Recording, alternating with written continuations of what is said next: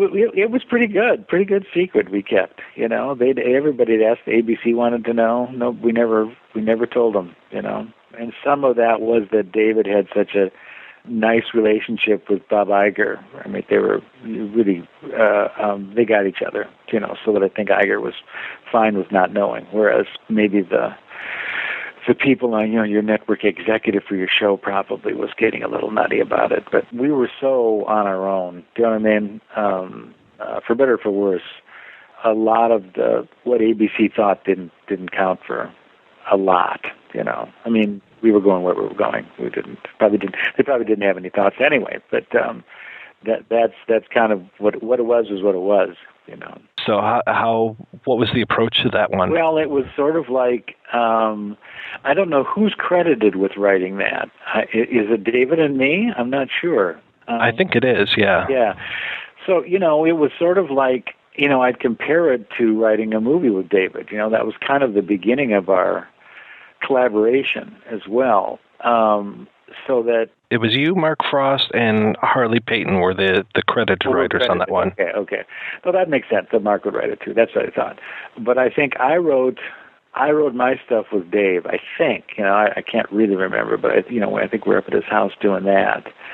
And then the last act, or the last couple of scenes, Dave shot. Right? He kind of did what he wanted to do there. He had stuff he was going to do. So a lot of that was kind of scripted, I guess we'd go with. So, but I don't think, you know, Dave isn't, you know, it wasn't, people always say, well, that's such a fuck you, that ending. And he's not like that. Do you know what I mean? That's not part of his makeup. So it wasn't really it never struck me as kind of a fuck you as much as a, I don't know, metaphysical way he wanted to do the end of the season. And somewhere in there, Dave had a meeting with CB 2000, and we were meeting at his house. He came in and he said, I talked to Monsieur Bouygues, who was the boss of the French company that, you know, was paying our bills, to say, he said, I just spoke to Monsieur Bouygues, and I think I'd like to do a Twin Peaks movie, just out of the blue, right? And then we started. You know, the next day we started. Well, you know, we made a list of the characters, you know, I think, like, who do we have to have in here? What should happen? And then that evolved into a prequel sequel, right? I mean, which is really what it kind of is.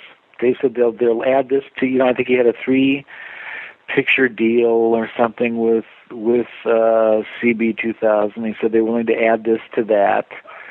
So let's do it.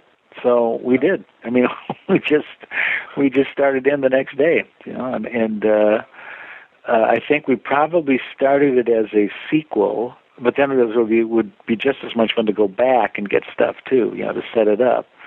So we'd go back and forth, and I think the first draft was probably 180 pages, something like that. It was huge. It was just huge. We had all sorts of stuff in it. You know, there's I think there was a whole sequence where we went to France, and no, we went to Argentina, and you know, it was pretty wacky. But and then slowly whittled it down, and then there was lots of stuff that was shot not lots, but stuff that was shot that didn't get used. I mean, a healthy amount. Harry Dean was in it, and you know, and then when you realize, well, that, you know, let's get Harry Dean to do that. Then that scene becomes something bigger, right? Because it's him. That's a lot of what working with David is like, you know, he's got he follows his instincts and his intuition.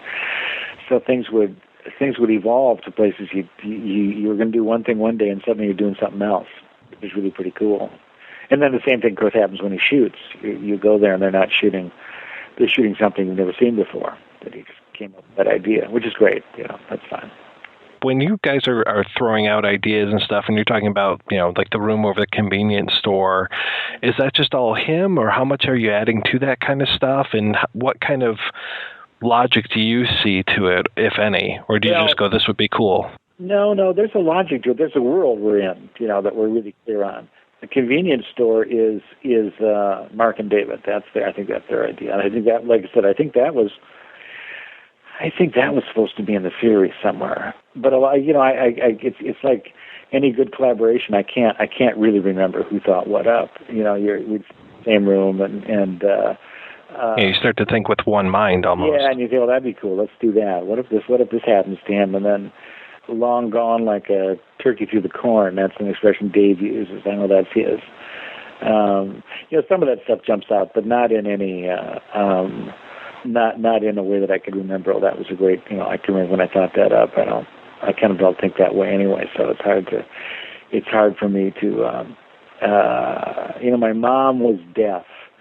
So a lot of David's agent is my mom. Do you know what I mean?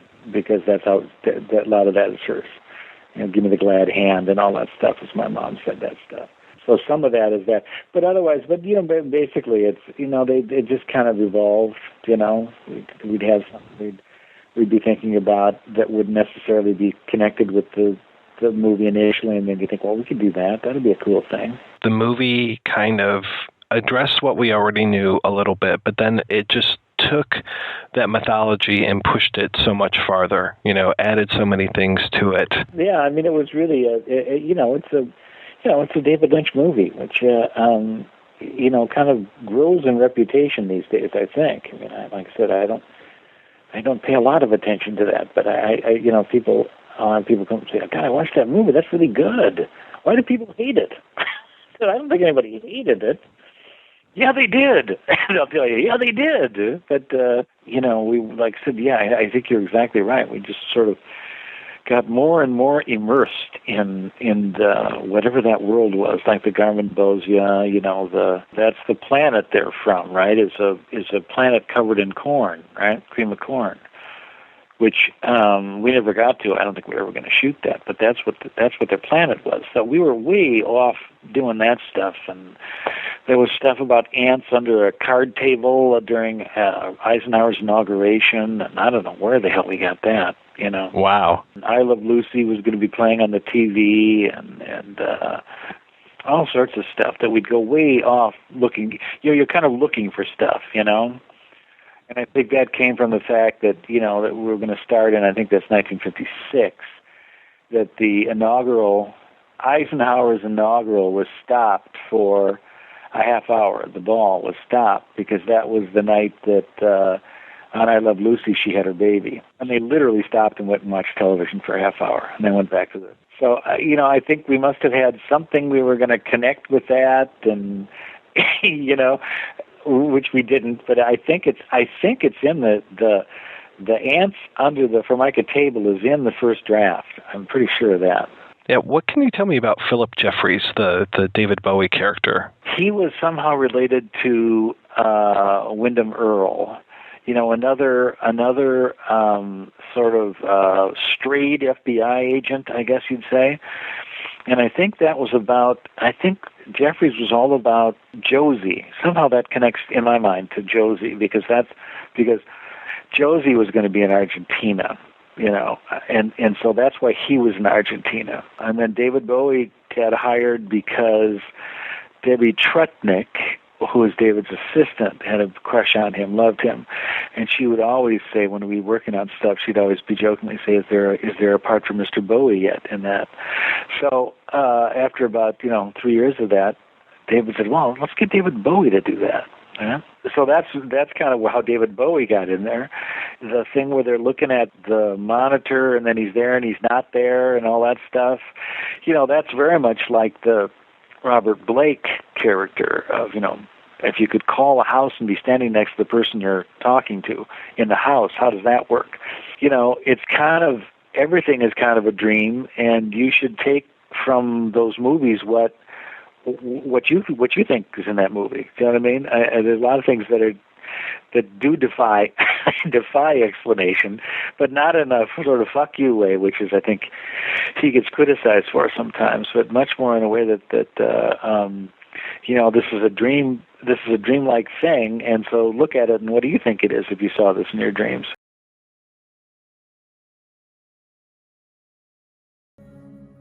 The first pass-through started in 1956, during the Eisenhower's inaugural, and the I Love Lucy show where she's pregnant, and they go to the hospital. I think that was during Eisenhower's inaugural. I think that's where the prequel was supposed to start. And Bob and Mike lived below this Formica table that he's whacking on, and this is the Formica table. All right.